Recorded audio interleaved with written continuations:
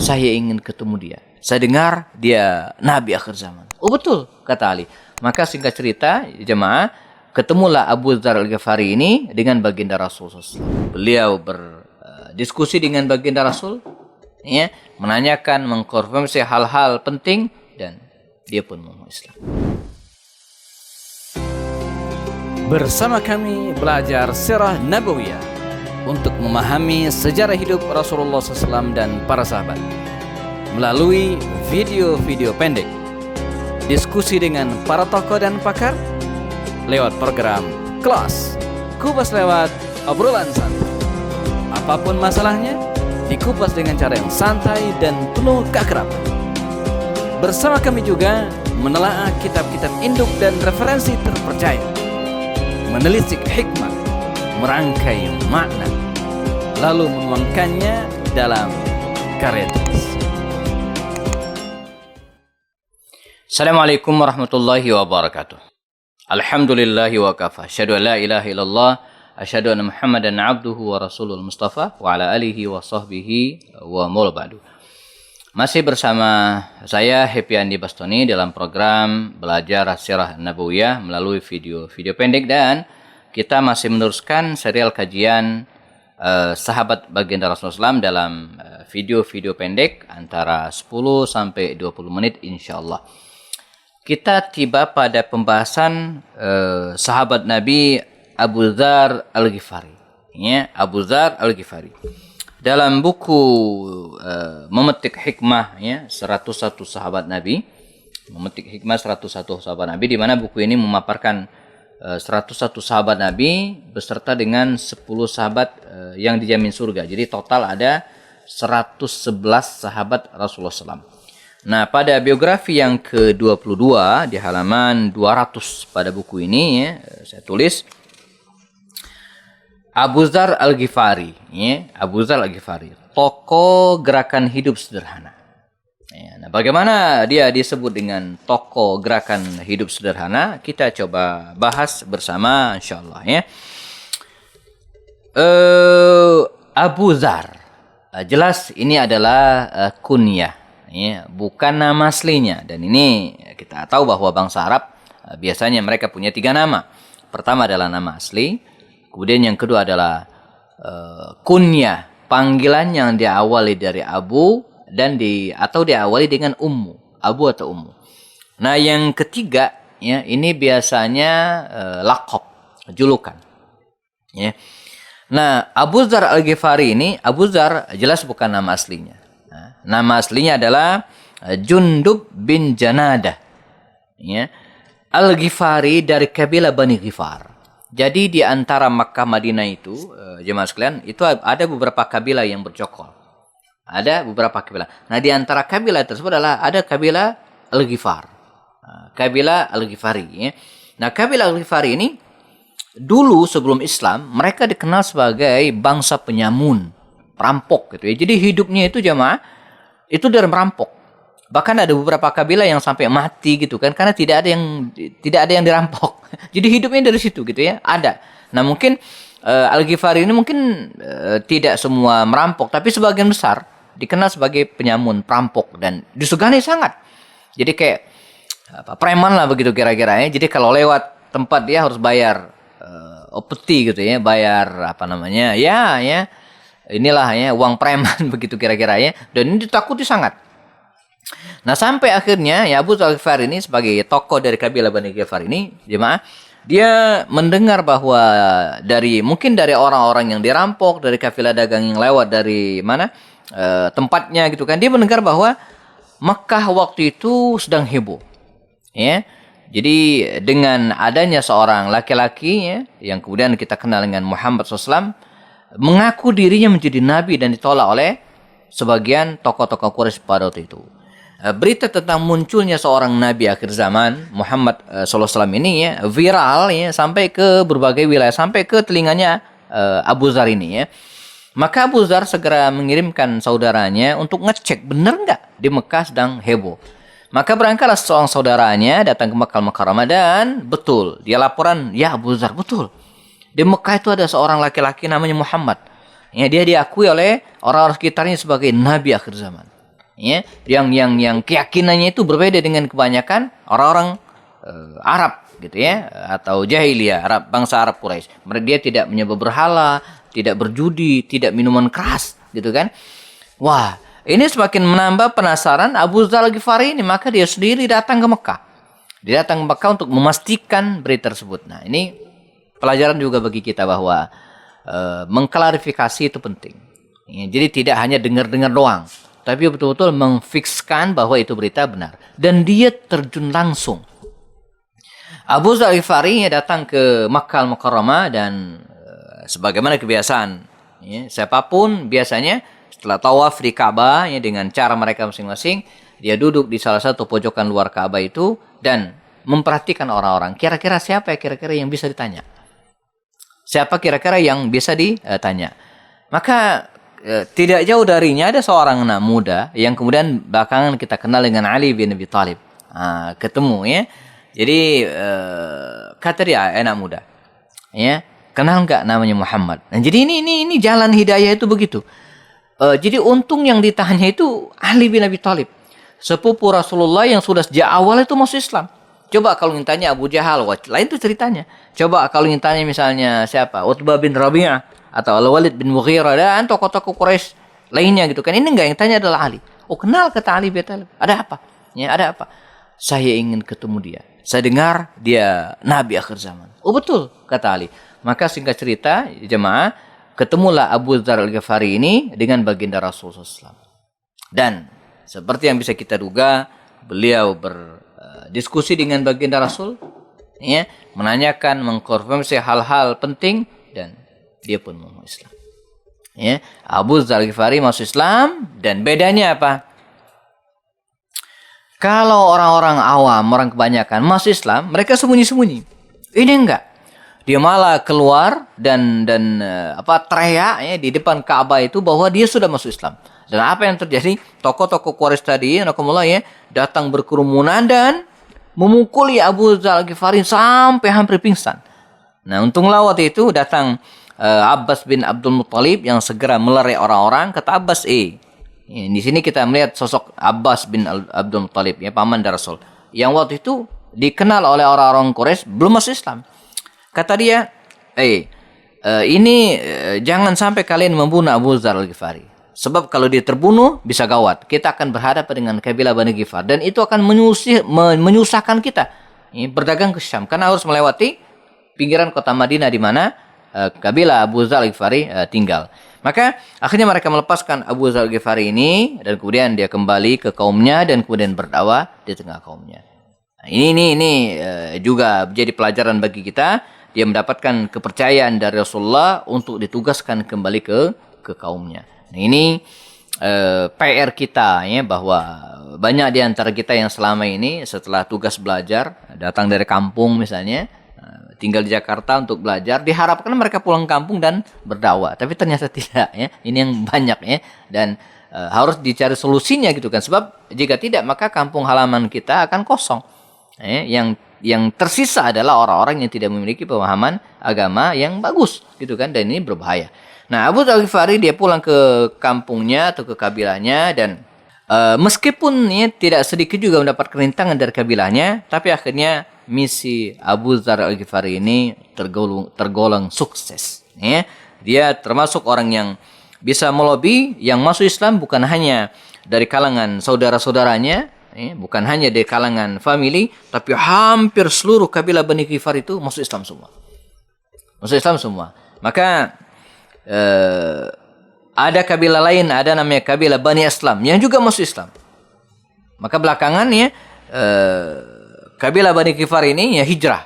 Ya, berbondong-bondong hijrah ke Madinah Al-Munawwarah dan Nabi mengatakan ghafarallahu aslama sallamahullah. Ya.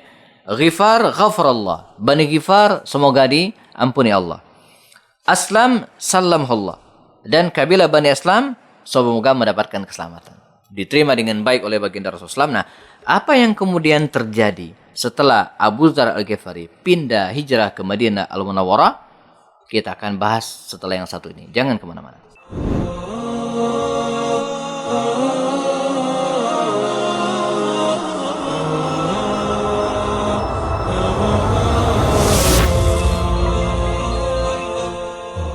kita masih di program belajar Sirat Nabawiyah melalui video-video pendek bersama saya Happy Andi Bastoni, dan kita sedang membahas Abu Dzar Al-Ghifari.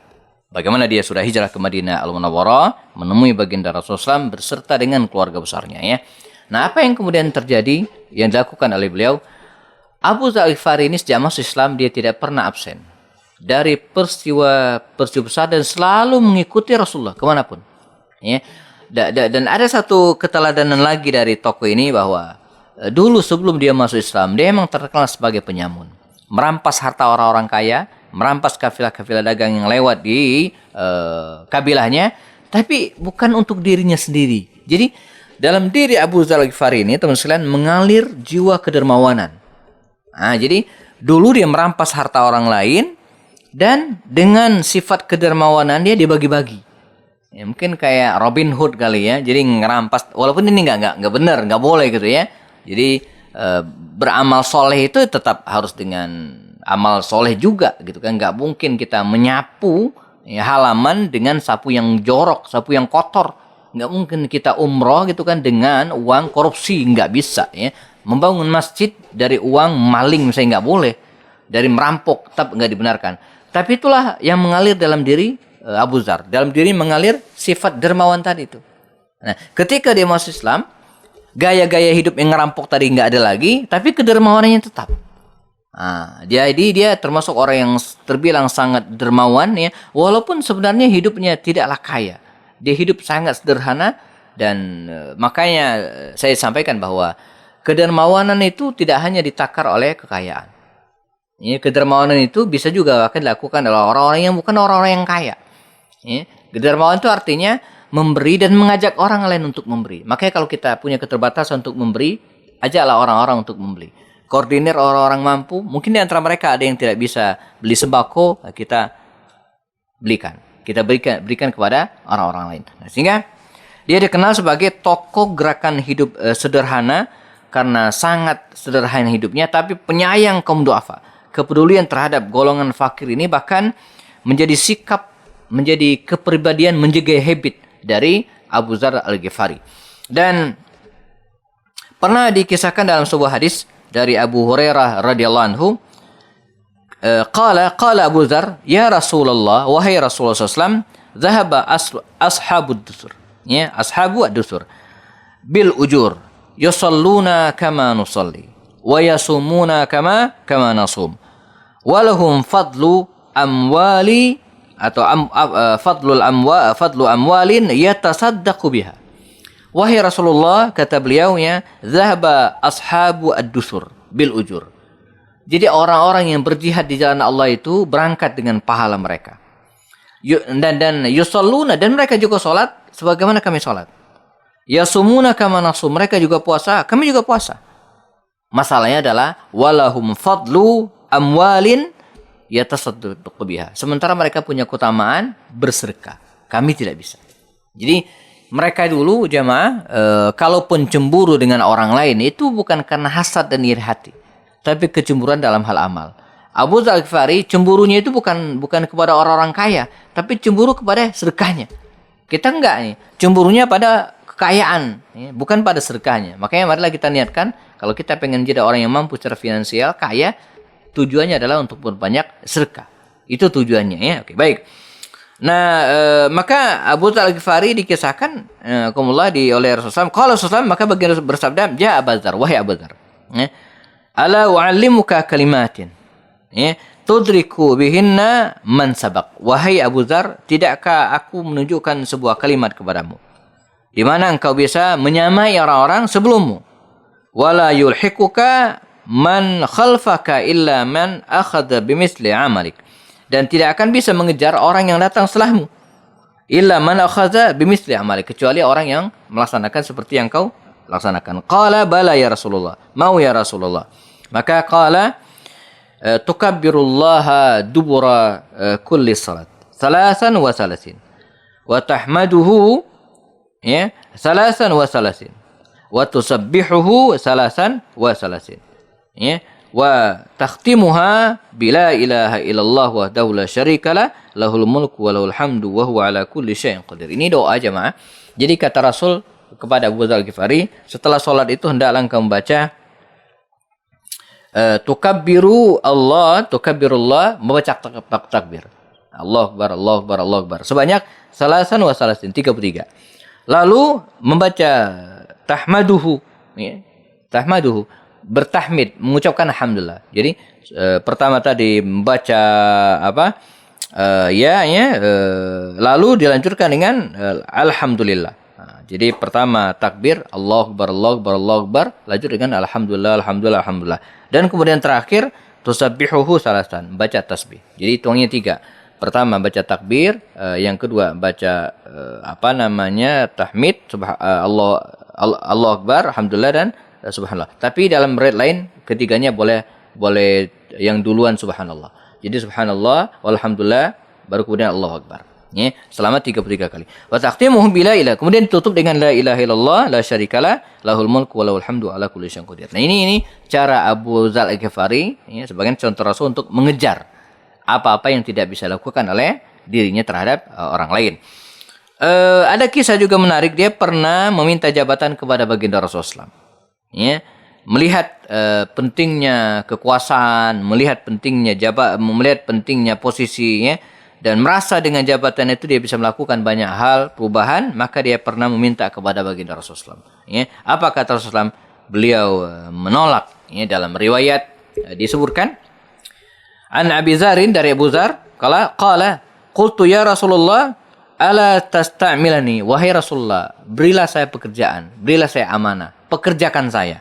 Ya, faqala fa daraba biyadihi ala mankibi, ya, maka Rasul memegang pundakku, summa qala ya Abu Dzar, wahai Abu Dzar, innaka dhaif wa innaha amanah, ya, innaka dhaif, engkau ini lemah, ya, wa innaha la amanah, dan itulah amanah, wa innaha yaumal qiyamati khizun wa nadama illa man akhadhaha bihaqqiha wa adda alladhi alayhi fiha. Jadi kata Rasul, ini adalah amanah, dan di akhirat nanti, pada yaumul qiyamah nanti, ya, khizun wa nadama, dia bisa jadi penyesalan. Jadi bisa jadi penyesalan. Ini peringatan bagi para pejabat bahwa pejabat tersebut atau jabatan itu adalah amanah yang akan dipertanggungjawabkan di sisi Allah SWT dan di akhirat. Mungkin kita bisa lepas dari pengadilan KPK di dunia. Mungkin kita bisa lepas dari pengadilan kejaksaan di dunia. Tapi kita tidak bisa lepas dari pengadilan Allah SWT. Nah, ini kata Rasul berat. Makanya tidak diberikan kepada Abu Dzar Al-Ghifari. Terakhir, alhamdulillah, di masa pemerintahan para sahabat Nabi, ya, dia termasuk orang yang keras, ya, menentang segala bentuk kemewahan. Ya, dia menentang segala bentuk kemewahan dan menganjurkan untuk hidup sangat sederhana. Dan ini pilihan. Makanya seorang muslim itu boleh memilih. Mau hidup berkecukupan, boleh. Sah dengan cara yang halal. Atau pengen hidup sederhana juga boleh. Ya, mereka yang hidup berkecukupan bisa membantu orang lain dengan uangnya. Tapi mereka yang hidup sederhana, dia tidak akan memberatkan orang lain. Jadi selesai, indah sekali hidup. Luar biasa. Nah, Abu Dzar Al-Ghifari, dia memilih untuk hidup sederhana. Bahkan sampai pada titik akhir, melihat kondisi Damaskus, kemudian Mekah, dan seterusnya, sudah dalam kondisi menurut dia, gitu kan, tidak sesuai dengan hati nuraninya, maka Sayyidina Utsman bin Affan pada masanya menawarkan kepada Abu Dzar untuk tinggal di istananya, tapi dia tidak mau. Untuk tinggal di rumahnya, tapi dia tidak mau. Dan ini bukan basa-basi. Dan akhirnya Abu Dzar Al-Ghifari di masa tuanya memilih untuk hidup menyendiri. Dia meninggalkan rumahnya, meninggalkan Madinah Al-Munawwarah, dan, ya, menuju ke sebuah tempat sekitar 200 km di kota Madinah, namanya kota atau daerah namanya Rabazah. Di sinilah kemudian ditinggal dan hanya ditemani oleh anaknya dan seorang istri, dan keluarga yang sangat kecil. Dan dia pun meninggal dunia. Ya, bahkan ketika dia meninggal dunia itu, tidak ada seorang pun. Makanya saya ingin sampaikan bahwa salah satu bukti kesuksesan itu bukan banyaknya pelayat yang mengantar ke jenazah, enggak. Ya, sebab Abu Dzar Al-Ghifari adalah orang yang diampuni oleh Allah SWT dosanya dan meninggal sendirian. Bahkan jenazahnya hampir tersepak kuda milik Abdullah bin Mas'ud yang lewat pada waktu itu. Tapi demikianlah Abu Dzar Al-Ghifari, seorang muslim masuk Islam, yang memberikan hidayah kepada kaumnya dengan izin Allah tentu saja, dan memilih untuk hidup sederhana sebagaimana akhir hayatnya. Demikian, semoga bermanfaat. Kita ketemu lagi dalam video berikutnya. Bersama saya Happy Ane Bastoni. Assalamualaikum warahmatullahi wabarakatuh.